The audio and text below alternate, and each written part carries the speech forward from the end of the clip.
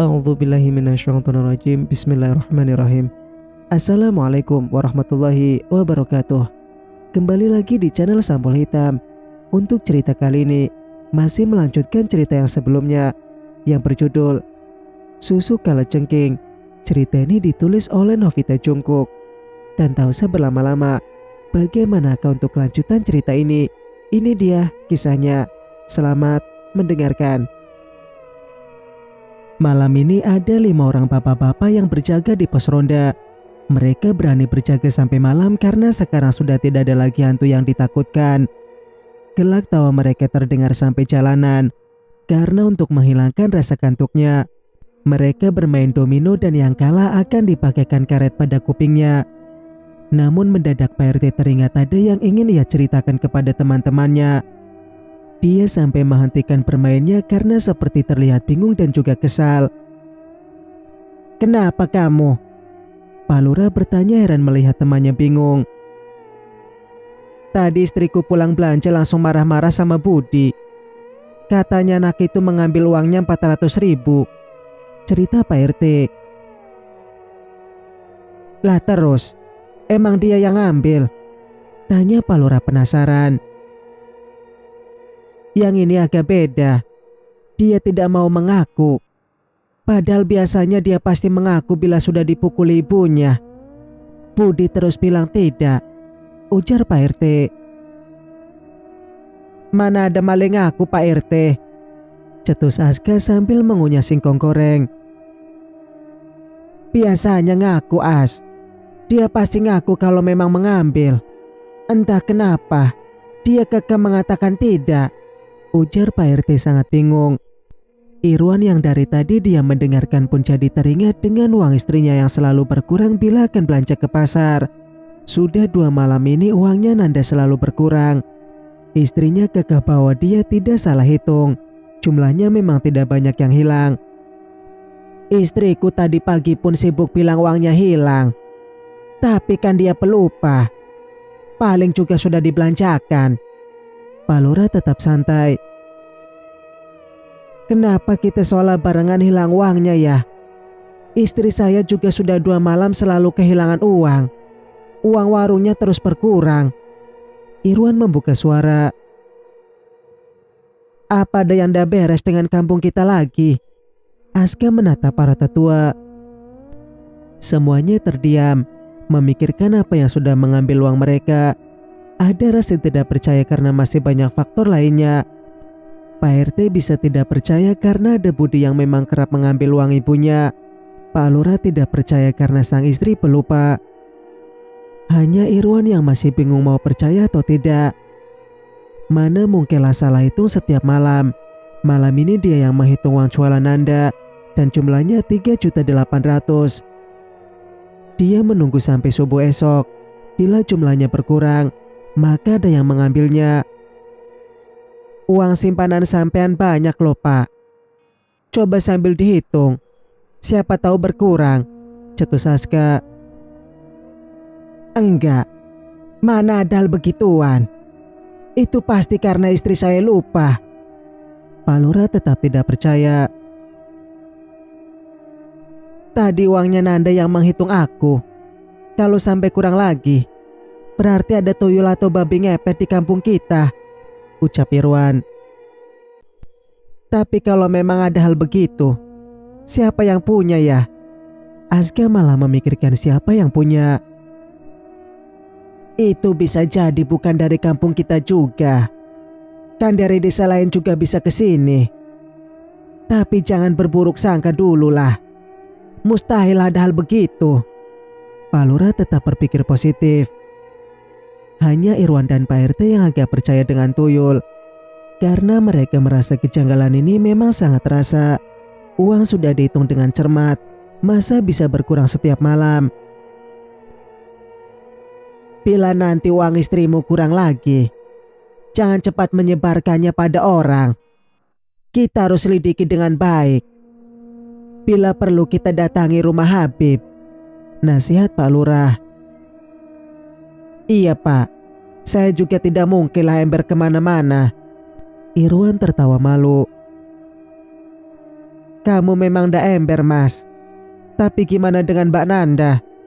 Bisa jadi dia langsung curhat dengan pelanggannya, saut Aska. Nanti akan kunasihati dia, ucap Irwan. Mereka pun berhenti membahas tentang uang yang hilang tersebut karena permainannya sudah menunggu. Nanti jam 3 pagi mereka akan berkeliling dan pulang ke rumah masing-masing karena batasnya memang hanya jam segitu bila berjaga. Singkat cerita, Sari terbangun jam 12 malam. Dia pun bergegas ke kamar mandi dengan menggunakan tongkatnya. Niat untuk sholat tahajud memohon pengampunan dari Allah. Lita terlelap dalam mimpi indahnya. Lita tinggal sekamar dengan Sari karena rumah ini memang hanya ada 2 kamar. Satu kamar miliknya Sari dan satunya lagi untuk Bumima dan Pak Mohtar. Tidak ada kamar khusus untuk Lita. Karena diterima oleh ibunya saja sudah alhamdulillah senangnya. Lita sudah sangat lama ingin tinggal dengan ibu kandungnya. Maka dia pun menerima apapun yang Bumima berikan. Duh, kapan kakiku ini sembuh? Susah sekali mau jongkok, keluh Sari meringis ngilu. Tiba-tiba seperti ada bayangan yang melintas melewati pintu kamar mandi. Sari mengira itu ibu atau adiknya. Dia pun cuek saja dan segera berwudu. Hatinya berdesir tidak enak. Namun Sari ingat dengan nasihat Habib untuk terus berzikir bila ada sesuatu yang mengganggunya. Sari malah menduga bahwa itu mungkin saja ulahnya hantu Santi. Yang membuat Sari bingung adalah kenapa Santi meneror dirinya. Kapan pula wanita itu meninggal? Karena dia memang tidak tahu sama sekali. Setelah berwudu, Sari segera keluar dari kamar mandi dan menunaikan sholat tahajud. Semasa Sari sholat, lemarinya terus berbunyi seolah ada yang menggoyangnya dari dalam. Sari tetap fokus sholat dan juga berzikir pada Allah. Perlahan suara itu menghilang dan semakin menjauh. Sari pun yang sudah usai segera pergi keluar untuk melihat atau mencari siapa yang sudah membuat keributan. Kamar ibunya tertutup rapat dan terkunci dari dalam. Padahal dulu masih ada bapak ndak pernah dia mengunci kamar. Apa ibu takut ya? Batin Sari segera pergi dari depan kamar ibunya. Sedangkan suara itu masih saja terdengar dan sekarang arahnya dari arah dapur. Sari yang memegang tasbih dan tongkat memberanikan diri untuk melihatnya. Tapi dapur kosong, tidak ada apa-apa di sana. Apa sih itu sebenarnya? Sari semakin penasaran. Seperti suara kayu yang dipukul-pukul. Sari memberanikan diri karena dia juga penasaran dengan apa yang sudah mengganggunya. Perlahan membuka pintu dapur. Padahal bila sudah membuka pintu dapur, maka kuburan Pak Mohtar akan langsung terlihat. Lindungi aku ya Allah, doa Sari dalam hatinya dan membuka pintu lebar. Pemandangan di luar sana lebih menakutkan. Batu nisan bapaknya sedang digoyang-goyang oleh bocah berumur sekitar 7 tahun. Hanya menggunakan celana dalam dan kepalanya botak. Sosok kecil berkepala botak itu menoleh kepada Sari yang tengah berdiri di tengah pintu. Dia tersenyum menunjukkan giginya yang sangat runcing. Telinganya juga mencuat tinggi. Kulitnya hitam legam seperti bekas terbakar. Dia turun dari atas batu nisannya Pak Mohtar, mendekati Sari yang masih terpana melihatnya. Makhluk apa pula ini yang sekarang datang untuk mengganggu? Setelah Pangeran Kalajengking hilang, berbagai macam jenis hantu datang untuk mengganggu ketenangan hidupnya. Arwah Santi sudah hilang dan kini malah kedatangan setan cilik yang bentuknya tak kalah menyeramkan. Seperti bocah cilik yang normal. Setan itu jalannya sedikit loncat-loncat ketika mendatangi Sari yang masih termangu. Mimi, aku mau Mimi. Setan itu mendekati Sari. Allahu Akbar. Refleks Sari menendang dengan tongkatnya sambil menyebut nama Allah. Setan kecil itu terpelanting jauh hingga menabrak batu nisannya Pak Mohtar lagi. Dia menggeram marah karena Sari menolaknya memberikan Mimi susu. Bahkan Sari juga bisa melukainya hingga terpelanting begini. Kakinya jadi pincang dan menggeram marah pada Sari. Dia pun menghilang dari pandangan mata. Mantan istri Pangeran Kalajengking ini berjalan mendekati kuburan bapaknya. Tidak seperti kuburan yang masih baru seperti lainnya. yang terlihat masih bagus dengan bunga yang diserahkan. Kuburan Pamutar seperti sudah sangat lama dan tidak terawat. Batu nisan juga mencong akibat untuk mainan setan cilik tadi. Apa itu suruhannya Kolopati ya? Tapi apa dia masih ada? Batin Sari resah. Suasana di luar juga terasa sangat menyeramkan sekali. Buru hantu terdengar di atas cabang pohon duku sambil mengeluarkan bunyinya. Sari tidak ingin terlalu lama di luar sendirian. Apalagi ini masih malam. Sebagai orang yang sudah pernah mendapatkan gangguan gaib, tentu saja Sari cemas karena berpikir yang bukan-bukan. Pikirannya masih dipenuhi dengan bocah cilik yang bertaring panjang. Tiba-tiba Sari menekap mulutnya karena pikirannya malah melayang pada anak hasil percintaannya dengan Kolopati. Bisa jadi anaknya sudah sebesar itu. Lagi pula ketika ia membunuhnya kan masih berbentuk kalajengking. Mungkin karena itu dia mimik padaku. Batin Sari sangat gelisah. Memikirkan semua kemungkinan yang bisa saja terjadi. Dirinya mulai dihantui rasa cemas bila itu memang anaknya. Maka ketenangan yang baru Sari dapatkan akan terganggu kembali. Dia menangis karena merasa beban hidupnya terus bertambah seolah tak pernah habis. Lama Sari terdiam duduk di meja makan. Terdengar jeritan dari kamar Lita yang juga menjadi kamar milik Sari. Dia pun bergegas berjalan dengan tongkatnya untuk melihat yang sudah Lita alami.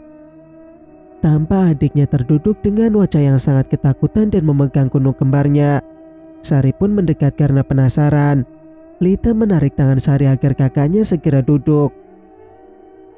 "Kenapa kau berteriak, Lita?" Sari mengusap keringat di wajah adiknya. "Rasanya bukan seperti mimpi."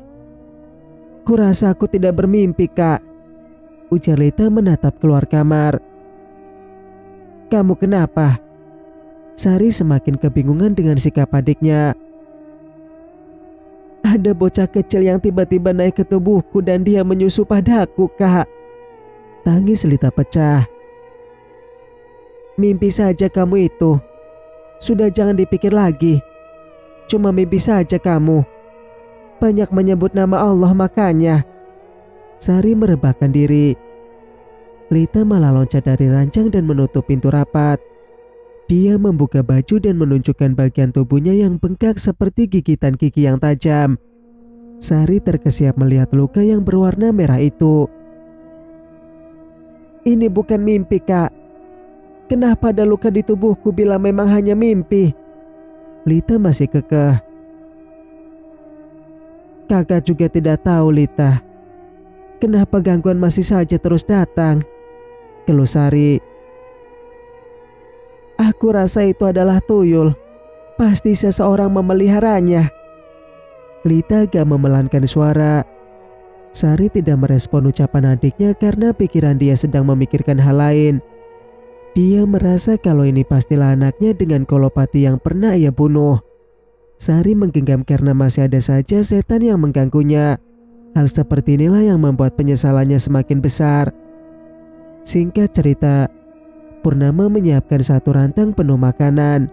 Hari ini Fatma libur karena izin akibat demam. Dia bilang sakit pinggang akibat terpleset di kamar mandi, sehingga mau duduk pun susah. "Bawa sana untuknya." Purnama mendatangi rumah Arya. "Apa ini?" Arya masih menulis nota untuk baju orang. "Kasihan Fatma. Dia pasti tidak sempat masak karena sakit." Purnama ingin mengirimkan makanan. "Kok aku rasa kakak jadi baik sekali padanya?" heran Arya. "Karena dia juga baik. Semoga saja jadi adik iparku," sindir Purnama. Arya cuek saja ketika menanggapi ucapan kakaknya. Usai menulis, dia pun mengambil rantang itu dan mengantarkan ke rumahnya Fatma. Dua member ikut karena ingin mencari gosip. Purnama menyuruhnya karena ingin mendengar percakapan antara Peri dan Joko Ulo. Sampailah motor Arya di depan rumah Fatma. Pintunya terbuka lebar. Arya berulang kali mengucapkan salam. Tapi tidak ada jawaban dari sang pemilik rumah. Malah dia melihat ada tangga besi di dalam rumahnya Fatma. Kamu katanya sakit, kok malah manjat-manjat sih? Heran Arya. Genteng rumahku bocor mas, tunggu dulu ya. Fatma agak kesusahan mau turun karena pinggangnya yang sakit. Arya yang melihat dari bawah menjadi terkesiap. Gadis ini seperti biasa hanya memakai daster dan Arya yang ada di bawahnya, tanpa sengaja melihat isi dalam yang berwarna merah. Arya pias karena malu. Fatma tidak menyadari itu karena dia lebih fokus pada sakit pinggangnya. Cukup lama ia berusaha untuk turun. Setelah itu dia berdiri di hadapan Arya dengan wajah polosnya dan memegang pinggang. Ada apa sampean datang mas? Tanya Fatma. Kakak menyuruhku untuk mengantarkan makanan untukmu. Kenapa kau memanjat sendiri ke atas sana? Arya melihat genteng rumah. Ya mau siapa lagi? Dibiarkan pun nanti semakin bocor. Sahut Fatma menaruh rantang di mejanya yang sederhana. Tanpa banyak kata Arya langsung memanjat tangga itu untuk memeriksa kebocoran di rumah Fatma. Fatma yang melihat jadi kaget, merasa tidak enak juga karena merepotkan orang lain. Pikirannya langsung terbang kemana-mana. Andai saja dia menjadi imamku, pasti aku bisa bergantung padanya, batin Fatma. Kadang kala ia ingin punya seseorang yang bisa untuk jadi sandarannya. Hidup mandiri sejak kecil membuat Fatma ingin bermanja dengan orang yang bisa dekat dengannya. Purnama sedang memikirkan bagaimana caranya agar Arya dan Fatma segera bersama. Mereka sangat susah mau disatukan. Purnama sangat pusing sekarang. Di sisi lain takut bila Arya malah jatuh cinta lagi dengan Sari. Lagi pula sebenarnya Fatma dan Arya itu saling mencintai satu sama lain. Hanya untuk bersama mereka sangat sulit. Mereka punya masing-masing alasan yang membuat Purnama bungkam. Padahal dia sudah tak sabar untuk melihat adiknya berumah tangga. Toh mereka akan bersama di rumah depan bila sudah menikah. Membayangkannya saja sudah membuat Purnama senang. Tapi kenapa jalannya untuk bersama ini sangat sulit. Sampai Purnama juga mengumpat peri yang masuk ke dalam tubuh Fatma. Karena peri itu seolah tak ada kerjanya, hanya menumpang saja. Kalau sudah jodoh tuh pasti bakal bersama, Dek, ujar Zidan. Aku ndak sabar nunggu mereka saling menyampaikan perasaan. Kan tinggal bilang saja dan bisa menikah. Arya juga masa gak pengen dibelai wanita, rutuk Purnama. Kok sewot? Yang sabarlah. Zidan terkekeh geli melihat wajah istrinya. Purnama merenggut masam karena sangat kesal kepada adiknya. Kalau saja Arya bilang bahwa mau menikah dengan Fatma, maka Purnama akan langsung melamarkannya untuk Arya. Yang gadis pun tidak mau ketika disuruh jujur perasaannya. Otak Purnama jadi memikirkan ide yang Nilam berikan. Tak sabar pula menunggu mereka yang sama-sama banyak alasan. Andai saja salah satunya ada yang mengejar, maka pasti tak akan serumit ini. Lah ini dua-duanya sama-sama menghindar. Arya disuruh mengejar juga tidak mau. Udah jangan dipikirin terus. Mas juga pengen kamu pikirin. Zidan memeluk istrinya. Jangan minta kamu mas. Aku sedang tidak mood ini. Purnama paham sinyal suaminya. Loh kok nolak duluan? Dosa kamu. Zidan mencubit hidung istrinya. Tadi malam udah 3 kali ya mas. Bisa ledes aku kalau setiap malam, rutuk Purnama. Zidan tergelak mendengar ucapan istrinya yang kadang tidak ada remnya. Namun cinta pria ini begitu besar. Walau Purnama galak dan judes, dia tidak peduli. Rasanya bersyukur setiap hari pun seolah tidak cukup. Untungnya dulu dia langsung mau ketika Habib menjodohkan dirinya. Kurang ajar Purnama itu. Kok aku ngena sekali sih rasanya. Kiseto sangat kesal.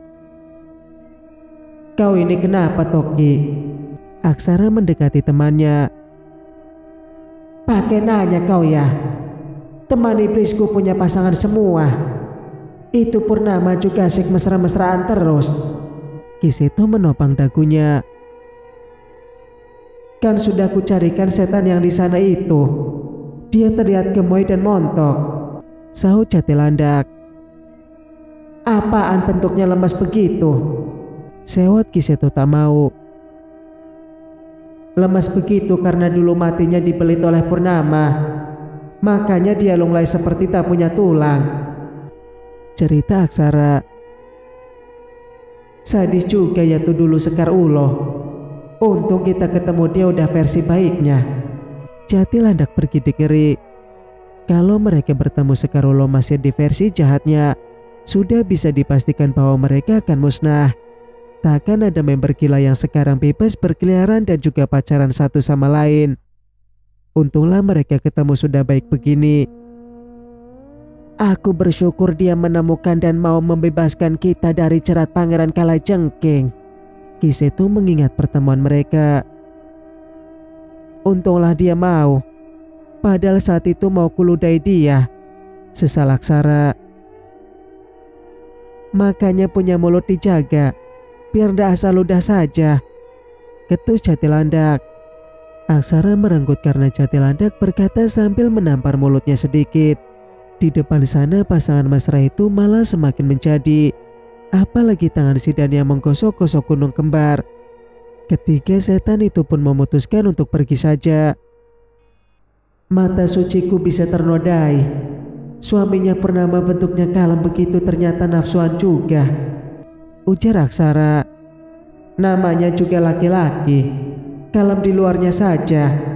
Sahut Jatilandak. Jadi kau sudah apa saja dengan Maharani? Aksara malah penasaran. Cuma sebatas peluk cium pegang lah. Mana bisa kita mau gitu? Sadarlah, kita ini hanya setan. Jatilandak menjawabnya kesal. Kok kau kesal? Apa kau menyesal sudah mati dan tidak bisa mau begituan? Selidik Ki Seto. Jatilandak yang sewot segera pergi menjauh. Dia memang menyesali kematiannya. Andai saja bisa bertemu dengan Maharani ketika masih sama-sama hidup, mungkin rasanya bahagia sekali. Tapi itu tidak mungkin terjadi karena usia mereka terpaut cukup jauh. Singkat cerita, di tempat lain, Fatma menunggu di bawah sambil memegangi tangga. Arya bersedia membantunya membenarkan genteng rumah. Ada rasa senang di hatinya karena ada yang membantu. Dan itu orang yang disukai pula. Namun Fatma tidak bisa membiarkan perasaannya terus berkembang. Dia begitu karena merasa tidak dikejar dan merasa yakin bahwa Arya tak punya perasaan padanya. Andaikan saja Arya mau sedikit saja menunjukkan perasaan padanya, mungkin Fatma akan sedikit senang. Sudah, kamu tak perlu manjat sendiri. Bahaya kalau sampai jatuh. Mana kamu juga lagi sakit pinggang. Ujar Arya ketika turun. Ya kalau bukan saya mau siapa lagi mas? Gak enak minta tolong sama tetangga terus. Fatma berkata pelan. Hubungi saja aku. Pokoknya jangan sampai kamu panjat sendiri. Arya tegas melarang. Tolong jangan begini mas. Fatma menatap Arya dengan tatapan sendunya. Tidak kuat pula menerima kebaikan terus dari Arya. Sedangkan dia sedang berusaha untuk menghilangkan cintanya. Terasa berat untuk melupakan sosok pria ini. Setiap hari bertemu dan pastinya kagum dengan kebaikan Arya. Apalagi kadang Arya juga menatapnya seolah punya cinta. Tentu saja hati Fatma semakin berharap lebih. Berulang kali menyadarkan diri pun terasa sia-sia saja. Karena cintanya masih terus melekat sempurna. Kenapa kamu Fatma? Arya tidak mengerti dengan ucapan gadis ini. Aku suka sama kamu Arya. Jadi tolong jangan buat aku semakin menyukaimu. Apa kamu tahu rasa sakit ini ketika aku harus memendamnya? Setiap hari aku melihatmu. Rasanya aku ingin berhenti bekerja dari usahamu. Namun aku butuh uang. Sehingga aku terpaksa menahan rasa sakit ini. Fatma berkata dengan air matanya berderai. Hening, Arya tidak menyangka bahwa Fatma menyukainya. Sebenarnya itu bisa saja terjadi karena Fatma dirasuki oleh peri angsa putih. Mungkin karena itulah Fatma jadi jatuh cinta kepadanya. Arya maju selangkah lebih dekat pada Fatma. Jantung gadis ini seakan mau loncat karena berdekatan dengan orang yang sangat ia cintai. Bahkan mungkin Fatma bisa melihat komedonya Arya yang di hidung. Namun apa artinya komedo bila cinta sudah melekat? Sejak kapan kau mencintaiku? Tanya Arya menatap mata biru milik Fatma. Sejak aku masuk kerja di usahamu. Namun aku berusaha untuk membunuhnya. Tapi cinta ini terus berkembang. Maafkan aku yang sudah lancang mencintaimu. Fatma menunduk malu. Kini Arya tahu bahwa gadis ini mencintainya bukan karena ada periangsa putih dalam dirinya. Meski agak ragu karena dia merasa tidak yakin untuk menikah lagi, Arya berpegang teguh dengan pendiriannya yang tidak mau menikah lagi. Cukup dengan satu wanita saja. Fatma agak kaget ketika Arya menekan kepalanya dan mencium bibirnya lama. Bahkan lidah pemuda ini juga ikut mendobrak masuk mencari sesuatu. Baru kali ini Fatma dekat dan dicium oleh seorang pria, sehingga menegang seperti pohon pisang. Jangankan membalas ciuman Arya, dia hanya melotot tidak percaya bahwa Arya berani menciumnya. Sekitar 2 menit ciuman berlangsung dengan lumayan hot. Dari pihak Arya yang pasti. Aku pulang. Usai melepaskan ciumannya, Arya malah langsung pulang karena malu untuk menatap mata Fatma. Sedangkan Fatma masih melongo tidak percaya dengan apa yang sudah ia alami. Bagaikan jutaan kupu-kupu terbang dalam dadanya karena sangat bahagia. Sadarkan dia, Ran. Nila melihat Fatma yang masih melongo. Maharani pun menepuk pundak Fatma dengan sangat kuat. Sampai gadis itu melanting menabrak tangga besi yang untuk memancat ke atas. Aduh! Fatma mengaduk karena sangat sakit. Gila ya kau, Ran. Masa sampai melanting begini? Nila membantu Fatma berdiri. Kok bisa sampai melanting? Maaf ya, aku tidak sengaja. Maharani nyengir malu. Mereka pun membawa Fatma untuk duduk di kursi. Sedangkan mereka hanya berdiri saja karena tidak ada kursi. Lagi pula kan hantu tak merasakan pegal pada kakinya. Mereka pun ingin mendengarkan curahan hati Fatma agar bisa untuk bahan gibah. Ngomong-ngomong, kalian ini siapa ya? Fatma memang tidak kenal dengan hantu berdua ini. Ketika Maharani dan Nila masih hidup, dia tak bergaul dengan siapapun sehingga dia tidak kenal.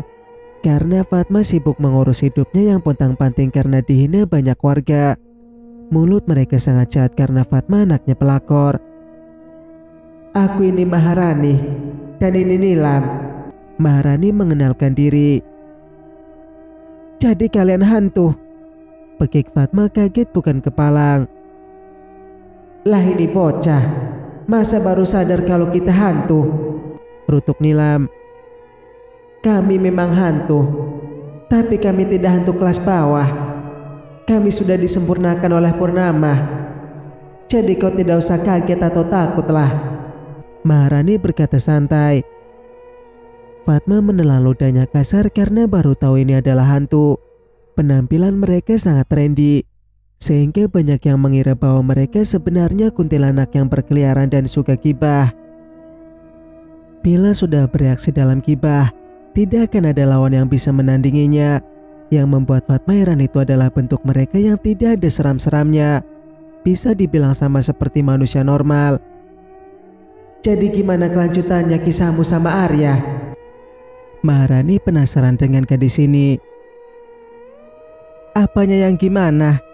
Sudah tidak ada kelanjutannya lah. Kalian kan udah lihat juga, jawab Fatma.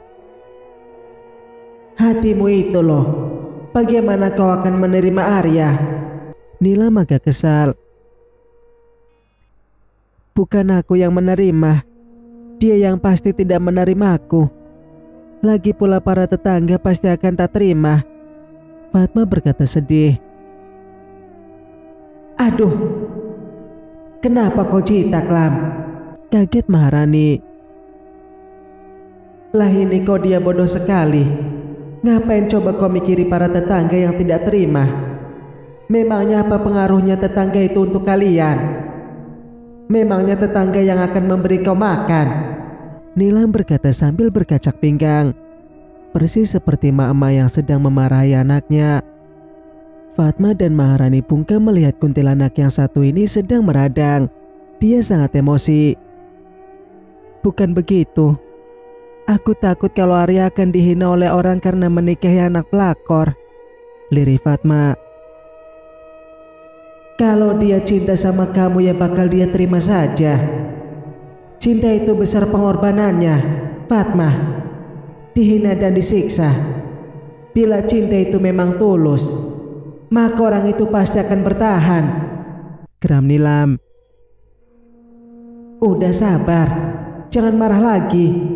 Maharani menenangkan Nilam. Ya ini dia bodoh sekali. Ngapain mikirin orang? Nilam masih sangat kesal. Maharani menatap Fatma yang mulai ragu untuk mempertahankan hatinya. Sepertinya dia akan nekat untuk mempertahankan cintanya pada Arya. Apa Arya juga mencintai aku? Sedangkan mantan istrinya saja secantik itu. Fatma insecure. Kau juga cantik. Coba saja berdandan. Beli make up sana. Jangan simpan saja uangmu itu, suruh Nilam. Fatma agak memikirkan sarannya dua kunti yang kadang ada benarnya, tapi kadang banyak sesatnya juga. Dia pun membuka tabungan yang lumayan banyak, karena selama ini dia hidup ngirit. Tak banyak neko-neko yang ia beli. Setelah mengganti bajunya dengan yang lebih tertutup, Fatma keluar dari rumah berjalan kaki menuju toko yang agak lengkap, membeli beberapa alat makeup yang memang dibutuhkan para gadis. Bermacam-macam ia ambil atas perintah dari Nilam dan Maharani yang juga ikut dengannya.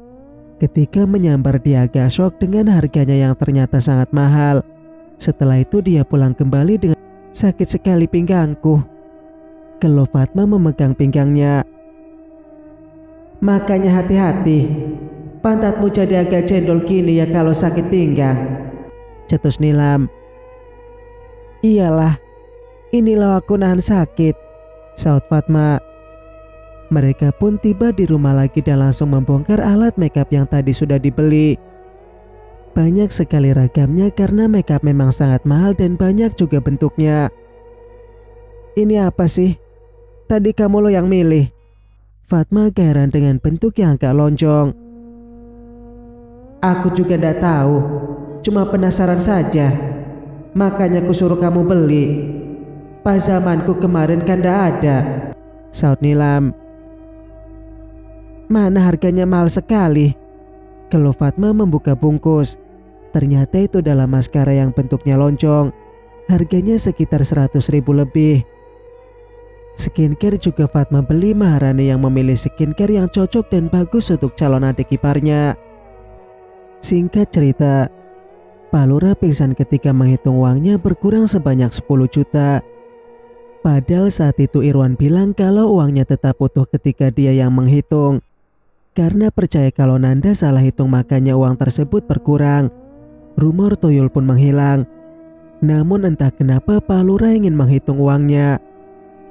Firasat itu tiba-tiba saja datangnya dan dia segera menghitung uang tersebut. Dan ternyata uang tabungannya berkurang sangat banyak. Tentu saja pria ini sangat syok dengan kejadian yang ia alami. Bila ada maling yang masuk ke dalam rumah, pastinya hilang semua. Namun masih ada yang tersisa dalam lemari itu. Perhiasan juga tidak diambil. Apa yang sebenarnya sudah mengambil uang di desa kita ini? Heran Bu Lurah ketika suaminya sudah sadar. Ya Allah, uangku sebanyak itu hilang. Padahal aku juga bersedekah. Pak Lurah menangis sedih. Mau gimana lagi?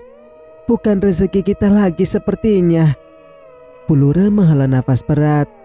Sungguh pusing suami istri ini karena baru saja kehilangan uang sebanyak itu. Dan hilangnya uang itu secara misterius pula. Mereka tidak tahu apa yang sudah mengambil uang tersebut. Hilangnya uang secara misterius. Tidak bisa menuduh orang sembarangan karena bukti pun tidak ada. Lagi pula tak ada tanda-tanda kemalingan yang bisa untuk dilaporkan pada polisi. Tentu saja masalah ini hanya menemukan jalan buntu. Tak ada sama sekali petunjuk yang bisa mereka gunakan. Orang yang hidupnya lumayan kan banyak di desa kita, Pak. Lagi pula mereka kaya sudah dari dulu. Tak mungkin mereka yang punya pesugihan, ucap Bu Lurah. Belum tentu juga pesugihan. Kamu jangan sembarangan dulu bicara, ujar Pak Lurah tak ingin menyebar fitnah. Tapi kalau bukan tuyul atau babi ngepet, terus apalah yang mengambil, Pak? Bu Lurah tetap yakin bahwa ini makhluk gaib yang mencuri. Nanti Bapak akan coba bicara dengan orang yang mengerti tentang hal itu. Pokoknya Ibu jangan asal cerita dulu. Pak Lurah mewanti-wanti istrinya. Bu Lurah pun mengangguk paham. Memang bila ia cerita pada sembarang orang, bisa saja nanti terus menyebar dan orang-orang akan sembarangan fitnah saja. Mereka akan menuduh sembarangan. Lagi pula orang cukup berduit di kampung ini lumayan banyak. Walau tidak semuanya, mereka juga punya simpanan. Sedangkan mereka berdiskusi tentang uangnya yang hilang. Tiba-tiba saja Juragan Padi datang dengan tergopoh-gopoh. Juragan ini adiknya Bu Lurah. Assalamualaikum, Mas. Juragan masuk ke dalam rumah. Waalaikumsalam. Ada apa kok kamu datang pagi-pagi begini? Heran Pak Lurah. Gimana ya Mas, aku mau bilangnya? Sampai kalau ndak percaya tolong jangan mengatakan aku gila ya. Juragan menatap abang iparnya. Ada apa toh? Bu Lurah juga penasaran. Juragan menelan ludahnya kasar karena antara mau cerita atau tidak. Dia takut bila saudaranya ini tidak percaya dengan kejadian yang sudah dia alami. Hal seperti ini sangat sulit untuk dipercaya. Pasti akan banyak orang yang akan menyangkalnya bila tidak mengalaminya sendiri. Tabunganku lenyap semua, Mbak. Juragan berkata sedih. Apa? Uangmu juga hilang? Bu Lurah terpekik kaget. Juga? Apa uang kalian hilang? Juragan menatap mereka satu persatu. Pak Lurah hanya mengangguk pelan tanda uangnya juga lenyap. Juragan jadi bersemangat untuk cerita. Karena saudaranya juga mengalami. Pastilah mereka akan percaya dengan ucapannya. Lagi pula ini memang kejadian nyata yang ia alami. Ini pasti makhluk gaib yang mengambilnya. Di kampung kita pasti ada yang memelihara tuyul, ujar Juragan berapi-api. Mulutmu itu dijaga. Jangan asal fitnah saja, serga Pak Lurah. Terus apa? Kan kita tidak kemalingan, Mas, sengit Juragan. Mbak juga yakin kalau ini pasti ulahnya tuyul. Tapi kamu jangan asal bicara dulu dengan orang-orang, jelas Bu Lurah. Kenapa tidak boleh bicara sama orang kampung? Justru kita harus memberitahu mereka bahwa kita harus waspada. Mereka bisa mencari tangkal tuyul. Juragan tak mau bila disuruh diam.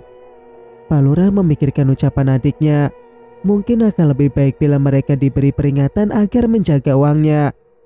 Bisa ditaruh yasin atau segala macam benda yang menghalau jin. Pak Lurah pun mengangguk dan segera mengirimkan pesan di grup. Memang sebaiknya diumumkan saja, supaya mereka bisa lebih waspada, tutur Juragan. Aku mau siap-siap dulu. Nanti aku akan beri pengumuman kepada para warga, putus Pak Lurah. Juragan senang karena sarannya diterima. Tapi bila ingat uangnya yang hilang, dia kembali sedih dan menangis. Sebagai duda dia tak banyak tingkah. Hidup secukupnya saja dan membiayai anaknya yang sudah kuliah di kota. Namun sekarang uangnya raib semua. Tentu saja Juragan ini sangat nelangsa dan kebingungan.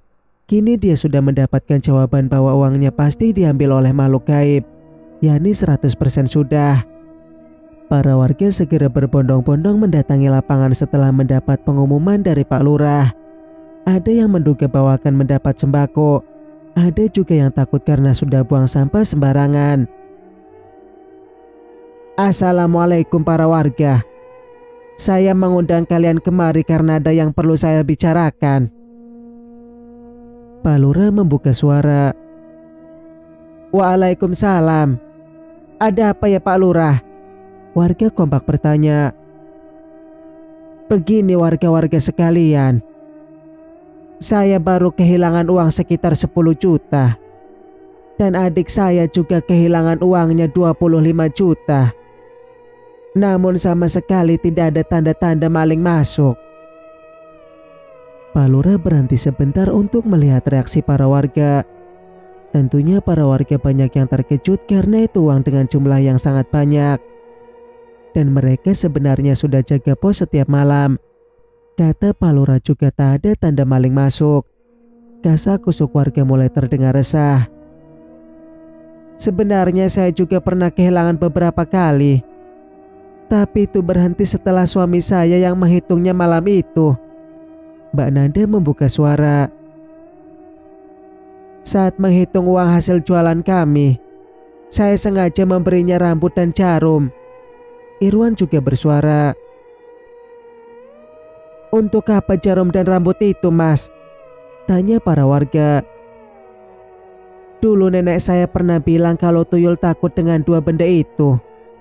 Dan ternyata uang itu tetap utuh. Jelas Irwan. Apa mungkin kampung kita ada tuyul? Warga ketakutan. Kalian bisa gunakan metode dari Mas Irwan saat menyimpan uang. Cukup saya dan adik saya saja yang menjadi korban, ujar Pak Lurah. Warga yang merasa punya uang segera pulang untuk menaruh jarum dan rambut. Hanya ada satu wanita yang menatap Pak Lurah dengan sangat marah. Singkat cerita, di tempat lain, mendengar cerita tentang Arya dan Fatma, rasanya Purnama bahagia sekali. Sudah ada perkembangan dari mereka berdua. Tinggal menambah benih-benih kasih sayang. Nanti Purnama bisa sedikit memberi masukan kepada Arya. Yang penting mereka sudah tidak saling menghindari lagi. Akan lebih mudah mendekatkan bila mereka saling terbuka satu sama lain. Sebelumnya Purnama bingung harus mengambil langkah apa. Karena mereka terus saja menghindar. Tak ada pergerakan dari satupun manusia ini. Sama-sama punya alasan untuk menjauh. Maharani dan Nilamlah yang menyampaikan berita kepada Purnama. Pokoknya mereka sangat cepat bila disuruh mencari info. Dan yang paling penting info mereka sangatlah akurat. Tidak pernah ada yang salah satupun. Sehingga Purnama sangat percaya pada mereka. Nilam berpamitan mau menjenguk emaknya di kampung sebelah. Tentunya bersama dengan Askara. Maharani akan menghabiskan waktu untuk berkencan di pinggir sungai bersama Jatilandak. Tinggal Kiseto yang melongo karena tidak punya perasaan. Kadang juga dia memilih untuk pulang menemui keluarganya. Punya teman pada tidak setia bila sudah bersama kekasih. Dia pasti akan terlupakan. Nanti kalau baru datang padanya untuk curhat. Purnama yang masih senang memikirkan adiknya yang berani mengambil tindakan pada Fatma. Dia tersenyum geli. Kenapa kakak tersenyum begitu? Arya datang dengan wajah yang masih acak-acakan. Lagi senang, jawab Purnama tambah melebarkan senyumnya. Kenapa sih? Hamil lagi ya? Tebak Arya pasti mencari sarapan buatan kakaknya. Enak saja, aku tidak akan hamil dalam waktu dekat ini. Lebih baik nanti calon istrimu saja yang hamil, gurau Purnama. Ngomong apa sih? Arya bingung dengan tingkah kakaknya. Purnama menatap adiknya yang tampak kusut karena habis bangun tidur. Dia memasang wajah serius sehingga Arya agak heran dengan kakaknya.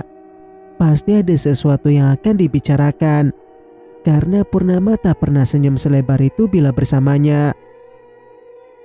Segera nikahi Fatma.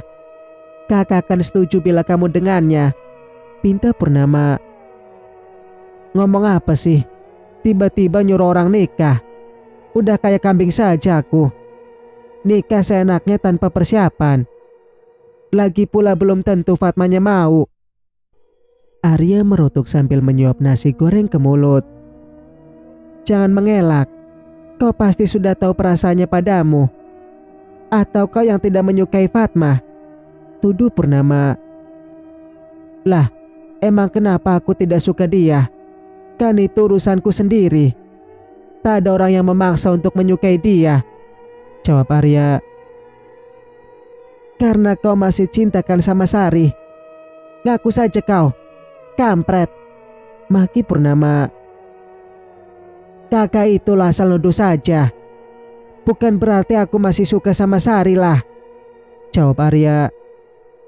Purnama merengut kesal karena adiknya ini punya 1000 jawaban bila sedang dinasihati. Padahal demi kebaikannya juga. Namun dia berusaha sabar karena mungkin memang begini mengurus satu adik. Maharani manalah mau mengurus atau membantu Purnama. Tapi itu memang sudah bukan tugasnya. Bila saja dia masih hidup, mungkin Maharani juga mau untuk memberi nasihat kepada Arya. Sekarang jadi kuntilanak dia sibuk pacaran. Kakak jangan takut aku kembali pada Sari. Ingatkan ucapanku kemarin. Bunuhlah aku bila kami kembali bersatu. Arya sedikit melembutkan suaranya. Tapi akan lebih aman bila kamu sudah menikah, kekeh Purnama. Menikah itu bukan jaminan, Kak. Pernikahan bisa juga bercerai. Aku sudah mengalaminya. Tolong beri aku waktu untuk memulihkan hati. Karena aku tidak mau bila hanya kawin cerai saja. Pinta Arya memegang tangan kakaknya. Bila sudah begini maka Purnama hanya bisa diam dan mengalah. Kasihan juga terlalu memaksakan kehendaknya pada Arya. Toh bila memang sudah jodoh, maka mereka pasti bisa bersatu. Seperti ucapan Zidan kemarin. Dan bila Arya kembali pada Sari, mungkin itu juga memang jodohnya. Kakak jangan pikirin itu terus. Aku tidak akan lama kau memikirkannya, janji Arya. Paling lama 1 minggu ya, ucap Purnama. Arya pun mengangguk setuju dengan batas hari yang Purnama berikan. Setidaknya dalam waktu itu dia bisa memikirkan apakah benar keputusannya untuk bersama dengan Fatma. Karena Arya tak mau gagal lagi dalam hubungan rumah tangganya. Singkat cerita, sekitar pukul 5 sore Purnama kedatangan tamu yang tidak disangka-sangka. Gadis itu datang masih dengan baju kerjanya. Lita masuk pagi dan pulangnya 4:30, sehingga dia punya waktu untuk ke rumahnya Purnama. Sebenarnya agak lumayan juga ke kampungnya Purnama, mana nanti masih harus lewat sedikit hutan. Walau hutan itu sudah hampir habis ditebang, tapi kebun sawit juga tak kalah menyeramkan. Mana dia selalu teringat Pamutar bila sedang lewat di kebun sawit. Seolah bapaknya ada di sana sedang menunggunya datang. Air mata gadis ini selalu berderai bila mengingat sosok orang tua yang sangat sabar itu. Lita berdoa bila suatu saat menikah, semoga saja suaminya sabar seperti Pak Muhtar. Ada perlu apa? Purnama bertanya datar. Maaf bila saya mengganggu kamu, Mbak Pur. Tapi saya sangat butuh bantuan. Mau minta tolong Habib pun saya sungkan. Lita berkata lirih. Kenapa memangnya? Purnama menatap Lita tajam. Melihat tidak ada orang lain di sekelilingnya, Lita membuka kancing baju sebanyak 3 biji. Bahkan dia juga mengeluarkan semangka dari kacamata. Purnama agak heran dengan tingkah gadis ini yang menurutnya sangat aneh. Bisakah Mbak lihatkan siapa yang sudah melakukan ini padaku? Lita menunjukkan semangkanya. Mata Purnama membulat ketika melihat semangkanya Lita yang terlihat merah dan ada bekas gigitan yang sangat tajam. Pasti rasanya sakit sekali.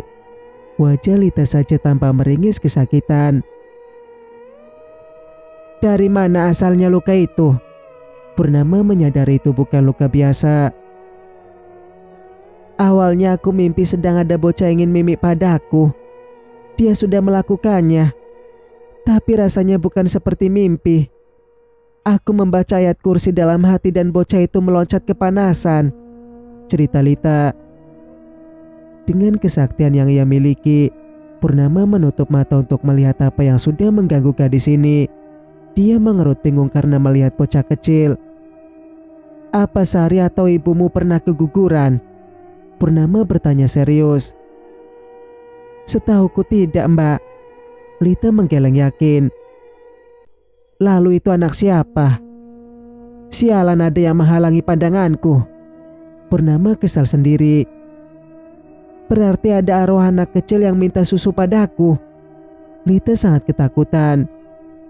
Purnama masih belum mendapatkan jawaban yang pasti. Bocah itu tak mau menoleh padanya. Purnama masih berpikir untuk mengambil tindakan. Sekarang dia punya anak dan tidak bisa sembarangan mengambil langkah. Singkat cerita, 1 minggu sudah berlalu dengan cepatnya. Nessa sudah menikah dengan warga kampung paling ujung. Mereka juga datang untuk menghadiri pesta tersebut. Bagaimanapun mereka adalah saudara gadis itu. Kasihan pula karena tidak punya sanak saudara yang lain. Cakra sama sekali tak peduli dengan adiknya. Purnama berdiri di depan Arya sambil berkacak pinggang. Pasti kakaknya ingin menagih jawaban tentang lamarannya untuk Fatma. Arya tersenyum melihat kakaknya yang sangat ingin dia menikah lagi. Segala macam alasan tidak membuat Purnama mengalah. Dia tetap ingin Arya segera bersama dengan Fatma. Keinginannya sangat kuat. Lagi pula Fatma adalah gadis yang baik. Tak peduli dengan mulut tetangga yang pastinya akan membuat gosip yang sangat luar biasa. Mencibir Arya karena sudah mau menikahi anak pelakor. Baiklah, lamarkan dia untukku. Pinta Arya membuat kakaknya melonjak senang. Arya tertawa melihat kakaknya yang sampai meloncat-loncat saking girangnya. Dia juga dipeluk dengan erat. Pokoknya Purnama sangat girang karena akhirnya Arya mau menikah dengan Fatma. Zidan tertawa melihat dua beradik yang sekarang sedang sangat bahagia. Dia hanya menurut saja apa yang Purnama kehendaki untuk adiknya. Selagi itu hal yang bagus, maka Zidan setuju saja. Karena tidak buruk juga pilihan Purnama untuk adiknya. Semoga saja pernikahan Arya yang kedua ini akan langgeng. Kakak akan mencari barang yang diperlukan untuk melamar Fatma, ucap Purnama bersemangat. Mau cari apa? Cukup antar ruang saja. Soal yang lain kan kita masih punya di rumah ini. Setelah menikah aku akan memboyong Fatma ke rumah ini, Kak, ujar Arya. Arya benar, Dek. Kalaupun ingin pesta, kan pesta juga di rumah ini. Fatma kan tinggal sendirian. Siapa yang mau mengurusnya? Zidan memberikan pendapat. Akhirnya Purnama pun setuju dan malam ini mereka memutuskan untuk menjemput Habib dulu. Mereka membawa orang tua untuk mewakilinya bicara. Arya juga ikut serta dengan penampilannya yang sangat tampan ketika memakai baju batik.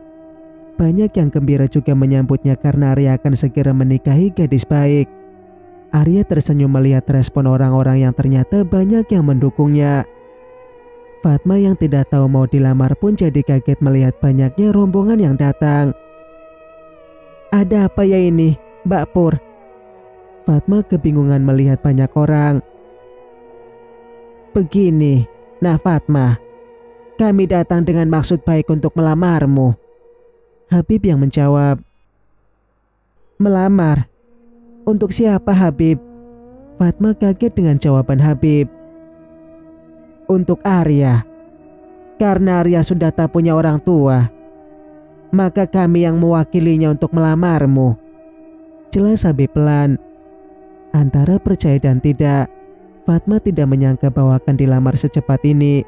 Ketika dia menatap Arya, pemuda itu hanya tersenyum sekilas dan kembali menundukkan kepalanya. Bukan saya sombong dan menolak, tapi tentunya kalian tahu kan keadaan saya bagaimana. Saya juga tak punya orang tua. Banyak orang yang tidak menyukai saya. Apa Mas Arya tidak keberatan bila sudah menikah dan dicibir oleh warga? Fatma ingin jawaban dari Arya. Tidak, selagi kita tidak mengusik mereka. Aku tidak peduli mereka mau bilang apa, jawab Arya mantap. Habib tersenyum bangga karena Arya bisa setegas itu menjawab. Purnama juga melirik adiknya yang sangat keren di matanya. Dia adalah orang paling bahagia sekarang, bahkan lebih bahagia dari orang yang sedang dilamar. Jadi bagaimana nak Fatma? Apa kamu bersedia menerima lamaran Arya? Habib bertanya untuk memastikan.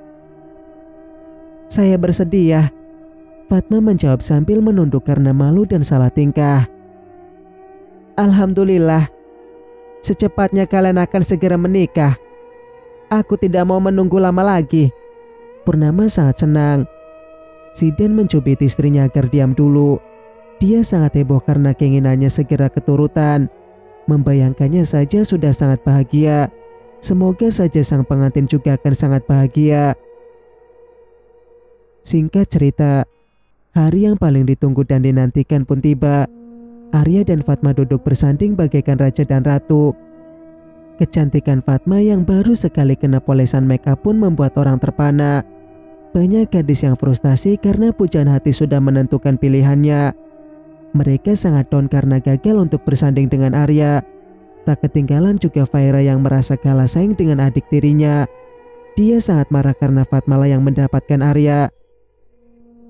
Padahal dia sudah bersama dengan Cakra.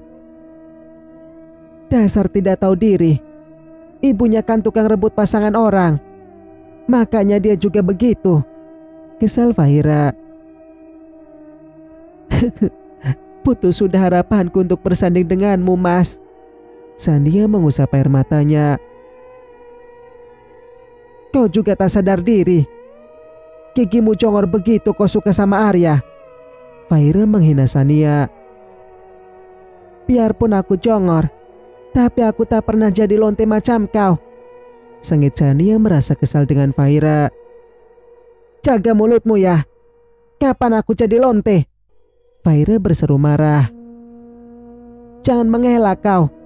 Aku melihatmu sedang bersetubuh dengan Cakra di bawah pohon sawit saja," tuding Sania. Merah pada wajahnya Fahira karena itu memang benar adanya. Mungkin Sania pernah melihatnya sehingga bisa tahu. Semua karena Cakra yang punya hobi aneh. Dia sangat suka bercinta di alam terbuka. Sania bergegas pergi menjauhi Fahira yang sangat kesal. Lain cerita dengan mereka berdua yang berdebat. Seorang wanita bergamis navy yang berusaha menahan air matanya agar tidak tumpah. Padahal tadi dia sudah yakin bahwa tidak akan menangis. Namun air mata ini tak bisa ditahan lagi setelah melihat Arya sangat bahagia dengan wanita lain duduk di pelaminan.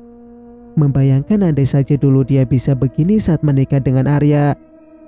Sari hadir di sana karena juga mendapat undangan. Lita sudah mencegahnya saat mau pergi. Tapi Sari ingin sekali hadir untuk melihat Arya bahagia dengan wanita lain. Penyesalan dalam hatinya kian bertumpuk. Bahkan tangisnya sampai mengeluarkan suara. Banyak warga yang melirik Sari karena menangis terisak-isak. "Sudah kak, malu dilihat orang. Aku sudah bilang kan jangan datang." Lita mengusap air mata kakaknya. "Kenapa hatiku sesakit ini, Lita? Apa aku memang masih mencintainya?" Sari berkata lirih. "Memang tidak mudah melupakan orang yang kita cintai. Namun kita harus merelakannya," nasihat Lita. Sari mengangguk dengan berat. Sekali lagi melihat Arya yang terus tersenyum bersama dengan Fatma di atas pelaminan. Mereka sangat cocok.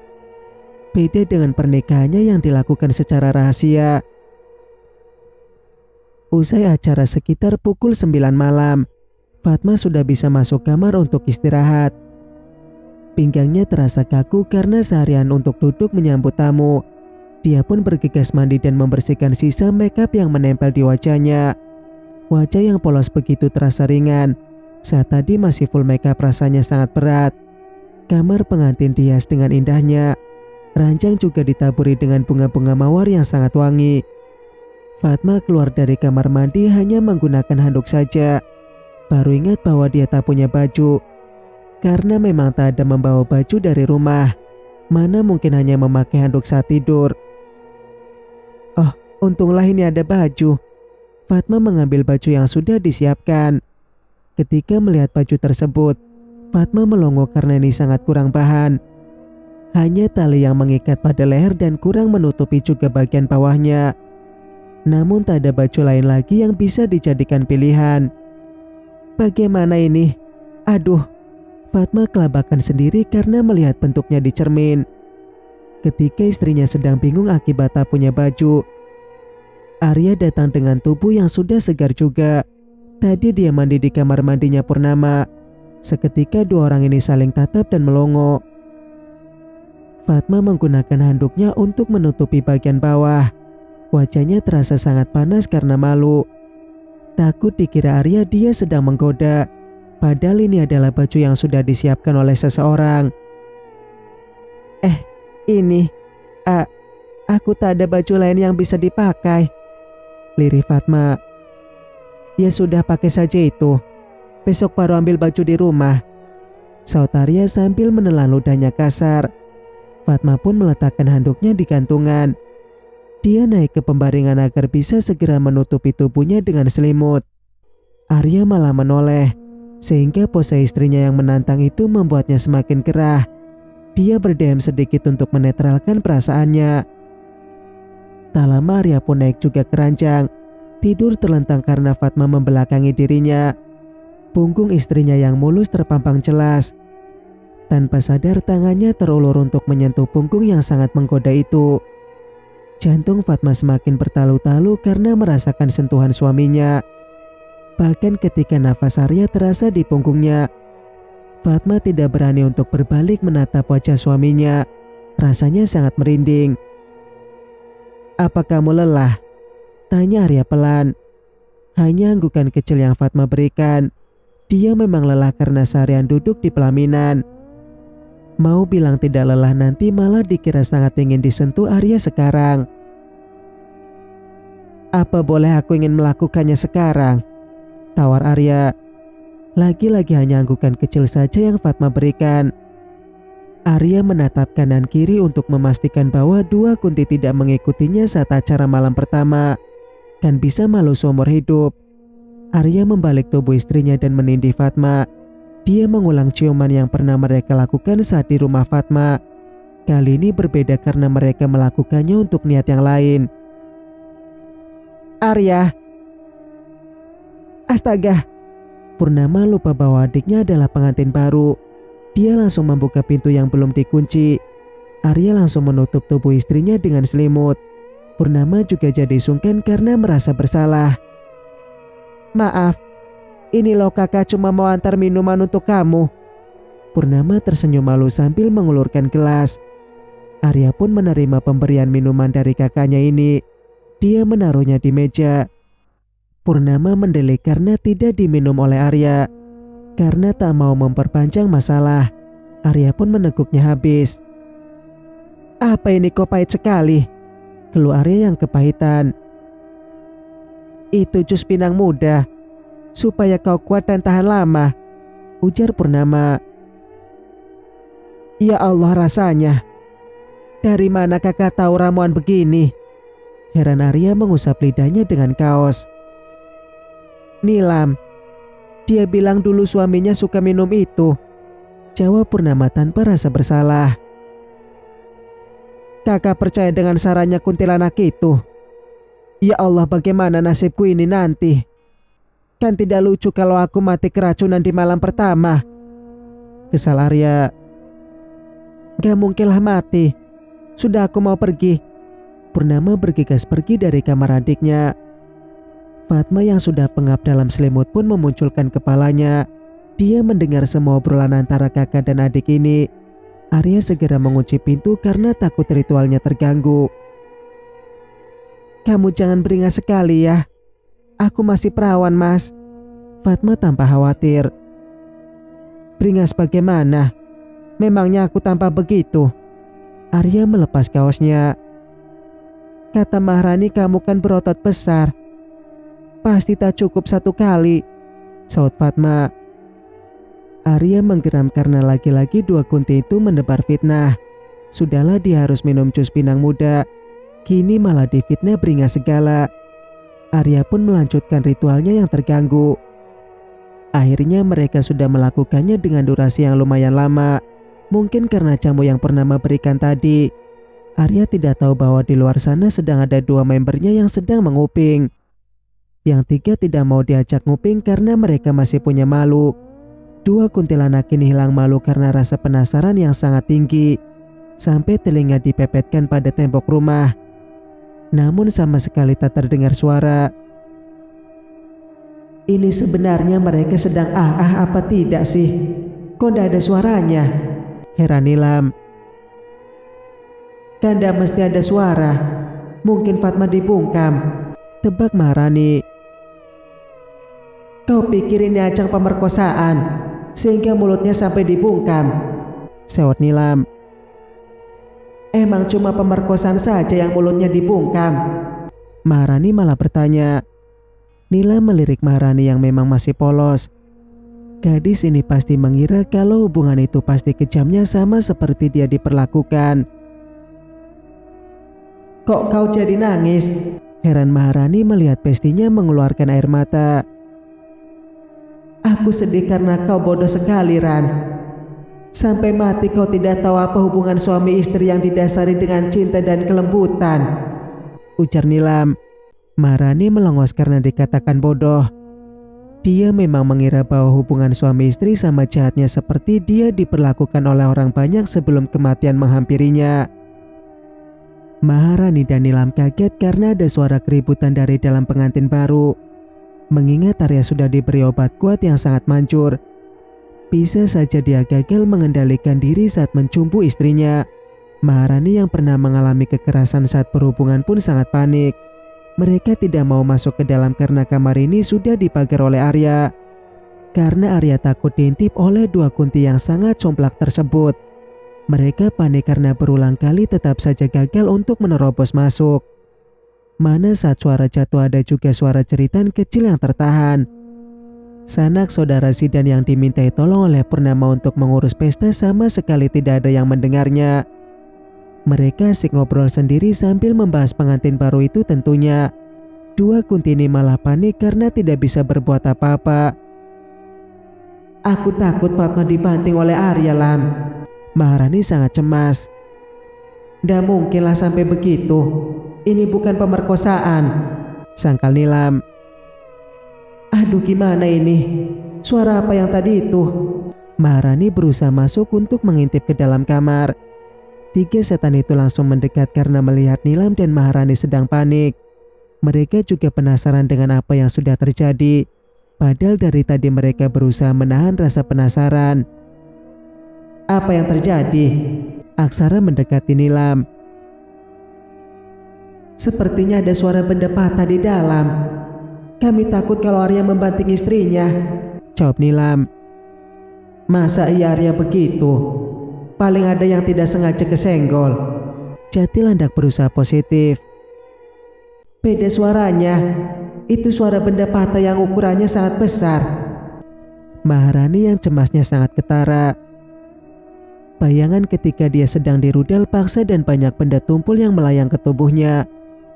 Ingatan itu langsung terkumpul begitu saja, membuat Kunti ini gemetaran, tak sanggup mengingat bagaimana rasa sakit itu. Ayo kita temui Purnama saja, kau jangan cemas. Jatil hendak berusaha menenangkan Kuntinya. Kamu jangan gitu dong, Arya pasti tak akan begitu. Nilam juga menghibur Maharani. 5 setan berbeda genre ini pun mendatangi rumahnya Purnama untuk konfirmasi. Mudah saja mereka masuk ke dalam rumah karena rumah Purnama tidak dipagar. Tanpa wanita itu sedang tidur terlentang, tak ada kesan anggun-anggunnya. Dia udah tidur, gimana dong ini? Nilam tak berani membangunkan Purnama. Cepat sekali dia tidur. Mana mangap begitu lagi? Rutuk Kiseto. Tapi dia tetap cantik walau mangap, cetus Aksara. Namanya juga orang cantik. Mau bagaimanapun ya tetap saja cantik. Maharani tidak membiarkan ini. Dia pun bergegas untuk membangunkan adiknya yang sedang terlelap. Bangunlah, Pur. Ayo kita lihat kamarnya Arya, ajak Maharani tak sabar. Mau ngapain? Kenapa kita masuk ke dalam sana? Sahut Purnama. Kamu kan bisa menembus kekuatan ilmunya Arya. Aku takut kalau Fatma dibanting, ujar Maharani. Kalian kok bisa dengar ada yang patah? Apa kalian mengintip? Purnama menatap mereka bergantian. Terpaksa Nilam dan Maharani mengangguk mengakui perbuatannya. Purnama menggeram karena kesal dengan tingkah laku dua kunti yang kadang kelewatan keponya. Purnama pun bangkit dari kasur mengambil sapu lidi. Dengan sekali libas, Nilam dan Maharani menjerit kesakitan karena terkena libasan. Singkat cerita, Bumima kaget ketika di hadapannya berdiri Purnama dengan memegang tuyul peliharaannya. Tuyul itu sudah mati di tangan Purnama. Kini sudah tidak ada lagi yang bisa mencarikan uang untuknya. Wanita tua ini histeris melihat adanya tuyul tersebut. "Kurang ajar kau Purnama. Kenapa kau selalu mengganggu aku?" teriak Bumima di depan rumahnya. "Kapan kau tobat setan? Kau selalu membuat ulah," geram Purnama. "Aku memelihara tuyul tidak ada mengganggumu. Kau itu saja yang banyak tingkah," teriak Bumima. Tanpa sadar dia mengakui kebejatannya. Saat itulah Palura dan juga banyak warga muncul dari persembunyian karena mereka memang sudah mengatur rencana bersama Purnama. Mereka pun sangat marah dengan kelakuan wanita yang tak pernah ada taubatnya ini. Ada saja masalah yang terus ia buat. "Hajar saja wanita pelacur ini. Dia terus menyebabkan keonaran," teriak warga. "Betul. Desa kita akan aman bila tidak ada dia." Warga lain juga setuju. Palura tidak bisa mencegahnya lagi. Bumima juga tak dapat melarikan diri. Para warga mengajarnya dengan apa saja yang mereka temukan. Bumima menjerit minta ampunan. Tubuh tua itu terus menerima pukulan yang sangat kencang. Bagian kepala juga tak luput dari sasaran. "Ibu!" Lita dan Sari menjerit histeris karena tidak tega melihat ibunya babak belur seperti itu. Bagaimanapun dia adalah ibu mereka. Sari juga menjerit kencang, takut melihat ibunya kesakitan. Bayangan ketika dia sakit dan diurus dengan ibunya, kini malah dia tak bisa berbuat apa-apa ketika ibunya kesakitan. Kepala Bumima pecah dihantam batang besi dan dia mati seketika. Akhir hayat wanita yang tak pernah sedikit pun bertaubat. Yang dikejarnya hanya uang dan terus uang. Tak peduli bagaimana cara mendapatkannya. Usai membunuh Bumima, para warga serentak pulang meninggalkan jasad yang penuh darah itu. Purnama hanya menatap sekilas pada Lita dan Sari. Dia juga pergi meninggalkan tempat ini. Tuyul itu dia bakar di api yang sedang menyala di depan rumahnya Bumima. Lita dan Sari kebingungan mau bagaimana mengurus jasad ibunya. Pasti tak akan ada warga yang mau datang untuk membantu. Dengan tangisan yang tak kunjung reda, mereka hanya memandikan sebisanya dan juga mengubur di sebelah bapak mereka. Semuanya dilakukan hanya berdua saja. Dari pagi hingga azan maghrib barulah usai acara penguburan ibu mereka yang sangat jahat itu. Sedangkan kini Purnama menikmati masa bahagianya, punya anak dan suami yang baik.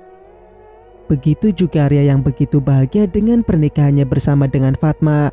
Berjanji dalam hati bahwa ini pernikahan yang terakhir dalam hidupnya. Fatma yang tidak bisa lagi digambarkan rasa bahagianya.